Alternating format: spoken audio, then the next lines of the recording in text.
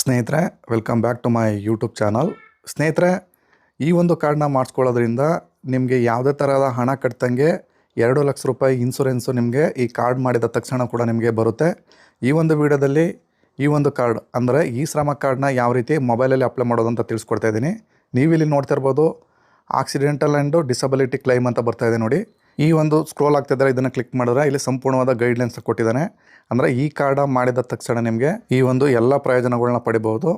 ಇಲ್ಲಿ ಕೊಟ್ಟಿದ್ದಾನೆ ನೋಡಿ. ಈ ಒಂದು ಕಾರ್ಡ್ನ ಮಾಡಿಸೋರು ಏನಾದ್ರು ಆಕಸ್ಮಿಕವಾಗಿ ಸಾವನ್ನಪ್ಪಿದ್ರೆ ಅವರಿಗೆ 2 ಲಕ್ಷ ರೂಪಾಯಿ ಇಲ್ಲಿ ವಿಮೆ ಸಿಗುತ್ತೆ.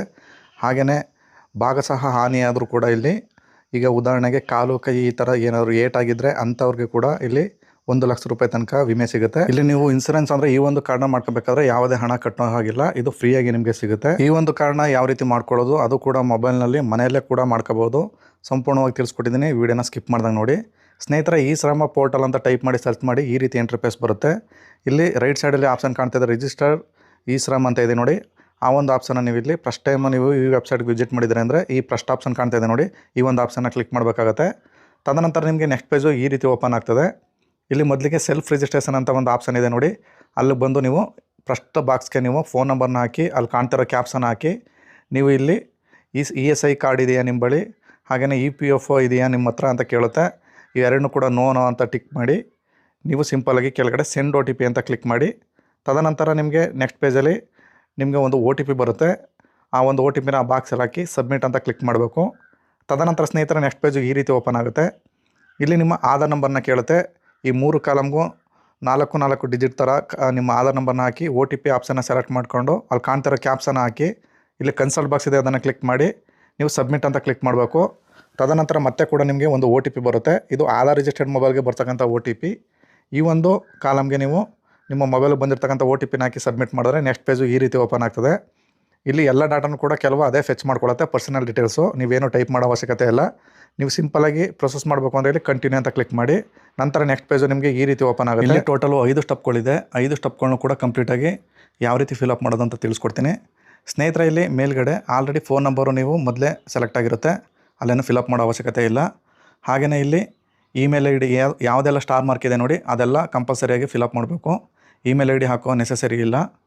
ಇಲ್ಲಿ ಮೊದಲಿಗೆ ಮೆರಚುವಲ್ ಸ್ಟೇಟಸ್ ಅಂದರೆ ಮದುವೆ ಆಗಿದೆಯಾ, ಹಾಗೆ father name, mother name, social category, ಹಾಗೆ ನಿಮ್ಮದು ಯಾವ ಕ್ಯಾಟಗರಿ ಬರ್ತಿರೋ OBCನ ಯಾವುದು ಅದನ್ನು ಸೆಲೆಕ್ಟ್ ಮಾಡ್ಕೊಳ್ಳಿ. ನಂತರ ಬ್ಲಡ್ ಗ್ರೂಪು, ನಂತರ ನೆಕ್ಸ್ಟು ಡಿಸಬಿಲಿಟಿ ಎಬಲ್ಡ್ ಅಂದರೆ ನೀವೇನಾದ್ರು ವಿಕಲಚೇತನರಾಗಿದ್ದರೆ ಎಸ್ ಇದ್ದರೆ ಎಸ್, ನೋ ಇದ್ರೆ ನೋ.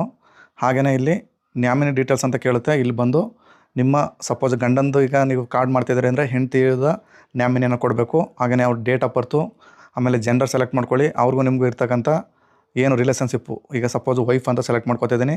ನ್ಯಾಮಿನಿ ಅಡ್ರೆಸ್ಸು ಆಧಾರ್ ಕಾರ್ಡಲ್ಲಿರುವಂಥ ಸಂಪೂರ್ಣ ನ್ಯಾಮಿನಿ ಅಡ್ರೆಸ್ ಹಾಕಿ, ಹಾಗೆಯೇ ನ್ಯಾಮಿನಿ ಫೋನ್ ನಂಬರ್ ಕೇಳುತ್ತೆ, ನ್ಯಾಮಿನಿ ಫೋನ್ ನಂಬರ್ನ ಹಾಕಿ ನೀವು ಕೆಳಗಡೆ ಬಂದು ಸೇವ್ ಆ್ಯಂಡ್ ಕಂಟಿನ್ಯೂ ಅಂತ ಕ್ಲಿಕ್ ಮಾಡಬೇಕು. ಇವಾಗ ನಾನು ಎಲ್ಲ ಕೂಡ ಫಿಲಪ್ ಮಾಡಿದ್ದೀನಿ. ನಂತರ ಇಲ್ಲಿ ಬಂದು ಸೇವ್ ಆ್ಯಂಡ್ ಕಂಟಿನ್ಯೂ ಅಂತ ಕ್ಲಿಕ್ ಮಾಡ್ತಾಯಿದ್ದೀನಿ. ಕ್ಲಿಕ್ ಮಾಡಿದ ನಂತರ ಸ್ನೇಹಿತರೆ, ನೆಕ್ಸ್ಟು ಈ ರೀತಿಯಾದ ಡ್ಯಾಶ್ಬೋರ್ಡು ನೆಕ್ಸ್ಟ್ ಪೇಜ್ ಓಪನ್ ಆಗ್ತದೆ. ಇಲ್ಲಿ ರೆಸಿಡೆನ್ಷಿಯಲ್ ಡೀಟೇಲ್ಸ್ ಅಂತ ಕೇಳುತ್ತೆ. ಮೊದಲಿಗೆ ಇಲ್ಲಿ ನಿಮ್ಮ ಸ್ಟೇಟು, ನಂತರ ನಿಮ್ಮ ಡಿಸ್ಟಿಕ್ಕು, ನಂತರ ಇಲ್ಲಿ ಸ್ಪೆಸಿಫಿಕ್ ID ಅಂತ ಸ್ಟೇಟು ಸ್ಪೆಸಿಫಿಕ್ ID ಅಂತ ಕೇಳುತ್ತೆ. ಅದನ್ನೇನು ಫಿಲ್ ಮಾಡೋ ಅವಶ್ಯಕತೆ ಇಲ್ಲ, ಹಾಗೆಯೇ ಬೇಕಾದ್ರೆ ಬಿಡ್ಬೋದು. ಹಾಗೆಯೇ ಸ್ನೇಹಿತರೆ, ನೀವು ಇಲ್ಲಿ ಕೆಳಗಡೆ ಬಂದು ಕರೆಂಟ್ ಅಡ್ರೆಸ್ಸು ಅರ್ಬನ್ ರೂರಲ್ ಅಂತ ಕೇಳುತ್ತೆ. ನೀವು ಗ್ರಾಮೀಣ ಪ್ರದೇಶ ಆಗಿರೋ ರೂರಲ್ ಸೆಲೆಕ್ಟ್ ಮಾಡ್ಕೊಂಡು, ಪಟ್ಟಣ ಪ್ರದೇಶ ಆಗಿರೋ ಅರ್ಬನ್ ಅಂತ ಸೆಲೆಕ್ಟ್ ಮಾಡ್ಕೊಳ್ಳಿ. ಸಂಪೂರ್ಣವಾದ ಅಡ್ರೆಸ್ ಡೀಟೇಲ್ಸ್ನ ಆ ಒಂದು ಬಾಕ್ಸ್ಗೆ ಫಿಲಪ್ ಮಾಡಬೇಕು. ಅಲ್ಲಿ ವಿಲೇಜು, ಪೋಸ್ಟು ಮತ್ತು ಪಿನ್ ಕೋಡ್ ಎಲ್ಲ ಹಾಕಿದ ನಂತರ ಇಲ್ಲಿ ಸ್ಟೇಯಿಂಗ್ ಕರೆಂಟ್ ಲೊಕೇಶನ್ ಅಂದರೆ ನೀವು ಈ ಲೊಕೇಶನಲ್ಲಿ ಎಷ್ಟು ವರ್ಷದಿಂದ ವಾಸವಾಗಿದ್ದೀರಿ ಅಂತ ತೋರಿಸ್ತಾ ಇದೆ. ಅಲ್ಲಿ ನೀವು ಎಷ್ಟು ವರ್ಷದಿಂದ ವಾಸವಾಗಿದ್ದೀರಿ ಅದನ್ನು ಸೆಲೆಕ್ಟ್ ಮಾಡ್ಕೊಳ್ಳಿ. ನಂತರ ಪರ್ಮನೆಂಟ್ ವಿಳಾಸ ಅಂತ ಕೇಳುತ್ತೆ. ಅದನ್ನು ಕೂಡ ನೀವು ರೂರಲ್ ಇದ್ದ ರೂರಲ್ಲು, ಅರ್ಬನ್ ಇದ್ದ ಅರ್ಬನ್ ಅಂತ ಸೆಲೆಕ್ಟ್ ಮಾಡಿಕೊಂಡು ಸಂಪೂರ್ಣ ವಿಳಾಸನ ಫಿಲಪ್ ಮಾಡಿ ನೀವು ಇಲ್ಲಿ ಸೇವ್ ಆ್ಯಂಡ್ ಕಂಟಿನ್ಯೂ ಅಂತ ಕ್ಲಿಕ್ ಮಾಡಬೇಕಾಗುತ್ತೆ. ತದನಂತರ ಸ್ನೇಹಿತರಿಗೆ ಎಲ್ಲ ಫಿಲಪ್ ಮಾಡಿದ್ದೀನಿ, ಸೇವ್ ಆ್ಯಂಡ್ ಕಂಟಿನ್ಯೂ ಅಂತ ಮಾಡ್ತಾಯಿದ್ದೀನಿ. ಇವಾಗ ನೆಕ್ಸ್ಟ್ ಪೇಜು ನಿಮಗೆ ಈ ರೀತಿ ಓಪನ್ ಆಗ್ತದೆ. ನೆಕ್ಸ್ಟ್ ಸ್ನೇಹಿತರೆ, ಇಲ್ಲಿ ಎಜುಕೇಷನ್ ಕ್ವಾಲಿಫಿಕೇಷನು ನೀವು ಏನು ಓದಿದ್ದೀರಾ ಅಂತ ಈ ಲಿಸ್ಟಿಂದ ಚೂಸ್ ಮಾಡ್ಕೋಬೇಕು. ನಂತರ ಚೂಸ್ ಫೈಲ್ ಮಾಡಿ ನೀವು ಮಾರ್ಕ್ಸ್ ಕಾರ್ಡ್ ಇದ್ದರೆ ಇಲ್ಲಿ ಅಪ್ಲೋಡ್ ಮಾಡ್ಬೋದು, ಇಲ್ಲ ಹಾಗೆ ಬೇಕಾದ್ರೆ ಖಾಲಿನೂ ಬೇಕಾದರೂ ಬಿಡ್ಬೋದು, ಇದು ನೆಸಸರಿ ಇಲ್ಲ. ಹಾಗೆಯೇ ಸ್ನೇಹಿತರೆ, ಮಂತ್ಲಿ ಇನ್ಕಮ್ ಸ್ಯಾಲ್ರಿ ಅಂತ ಕೇಳುತ್ತೆ. ನಿಮಗೆ ಮಿನಿಮಮ್ ಎಷ್ಟು ತೊಗೊಳ್ತೀರಾ. ನಾನು ಇಲ್ಲಿ ಬಿಲೋ 10,000 ಅಂತ ಸೆಲೆಕ್ಟ್ ಮಾಡ್ಕೊತಾ ಇದ್ದೀನಿ. ಇನ್ಕಮ್ ಪ್ರೂಫ್ ಇದ್ರೆ ಅಪ್ಲೋಡ್ ಮಾಡ್ಬೋದು, ಇಲ್ಲಾಂದರೆ ಹಾಗೆಯೇ ಬಿಡಿ. ಸೇವ್ ಆ್ಯಂಡ್ ಕಂಟಿನ್ಯೂ ಅಂತ ಕ್ಲಿಕ್ ಮಾಡಿ ನಂತರ ನೆಕ್ಸ್ಟ್ ಪೇಜು ಈ ರೀತಿ ಓಪನ್ ಆಗುತ್ತೆ. ಇಲ್ಲಿ ಅಕಾಪ್ಷನ್ ಆ್ಯಂಡ್ ಸ್ಕಿಲ್ ಅಂತ ನೀವು ಏನು ಮಾಡ್ತಾಯಿದ್ದೀರಾ, ನೀವು ವರ್ಕಿಂಗು ಜೊಮ್ಯಾಟೋದಲ್ಲಿ ಏನಾದ್ರು ಕೆಲಸ ಮಾಡಿದ್ದೀರಾ, ಸ್ವಿಗ್ಗಿಲಿ ಅಥವಾ ಊಬರಲ್ಲಿ ಏನೋ ಕೆಲಸ ಮಾಡಿದ್ದೀರಾ ಅಂತ ಕೇಳುತ್ತೆ. ಎಸ್ ಇದ್ದರೆ ಎಸ್ಸು, ನೋ ಇದ್ರೆ ನೋ. ನಂತರ ಸ್ನೇಹಿತರೆ, ಇಲ್ಲಿ ನೆಕ್ಸ್ಟು ಪ್ರೈಮರಿ ಅಕಾಪ್ಷನ್ ಅಂತ ಬರುತ್ತೆ. ನಾನು ಇಲ್ಲಿ ಲೈಬರ್ ಅಂತ ಸೆಲೆಕ್ಟ್ ಮಾಡ್ಕೊತಾ ಇದ್ದೀನಿ. ನೀವು ಲೈಬರ್ ಇದ್ದರೆ ಲೈಬರು, ಬೇರೆ ಕ್ಯಾಟಗರಿ ಇದ್ದರೆ ಕ್ಯಾಟಗರಿನ ಸೆಲೆಕ್ಟ್ ಮಾಡ್ಕೋಬೋದು. ಹಾಗೆಯೇ ಎಷ್ಟು ವರ್ಷದಿಂದ ಈ ಒಂದು ವರ್ಕ್ನ ಮಾಡ್ತಾಯಿದ್ದೀರಿ ಇಲ್ಲಿ ನೋಡ್ಬೋದು ಆಪ್ಷನಲ್ಲಿ ನೀವು ಬಂದು ಕ್ಲಿಕ್ ಮಾಡ್ತು ಅಂದರೆ ನಿಮಗೆ ಈ ರೀತಿಯಾದಂತಹ ಭಾರತದಲ್ಲಿ ಇರ್ತಕ್ಕಂಥ ಪ್ರತಿಯೊಂದು ಕೆಲಸಕ್ಕೂ ಕೂಡ ಒಂದೊಂದು ಕ್ಯಾಟಗರಿ ಅಥವಾ ಒಂದೊಂದು ಕೋಡ್ನ ಕೊಟ್ಟಿರ್ತಾರೆ. ಈ ಕೋಡ್ನ ನೀವು ಚೂಸ್ ಮಾಡ್ಕೊಳ್ಳೋ ಮುಖಾಂತರ ನಿಮ್ಮದು ಯಾವ ಕ್ಯಾಟಗರಿ ಬರುತ್ತೆ ಅದನ್ನು ಸೆಲೆಕ್ಟ್ ಮಾಡ್ಕೋಬೋದು. ತದನಂತರ ಎಷ್ಟು ವರ್ಷದಿಂದ ಮಾಡ್ತಾಯಿದ್ದೀರಾ ಕೆಲಸನ ಅಂತ ಕೇಳುತ್ತೆ. ನಾನು 20 ವರ್ಷ ಅಂತ ಚೂಸ್ ಮಾಡಿಕೊಂಡು ನೆಕ್ಸ್ಟ್ ಅಂತ ಮಾಡ್ತಾಯಿದ್ದೀನಿ. ಫೈನಲಾಗಿ ಸ್ನೇಹಿತರೆ ಇಲ್ಲಿ ಅಕೌಂಟ್ ಅಂದರೆ ಬ್ಯಾಂಕ್ ಅಕೌಂಟ್ ಡೀಟೇಲ್ಸ್ನ ಹಾಕ್ಲಿಕ್ಕೆ ಹೇಳುತ್ತೆ.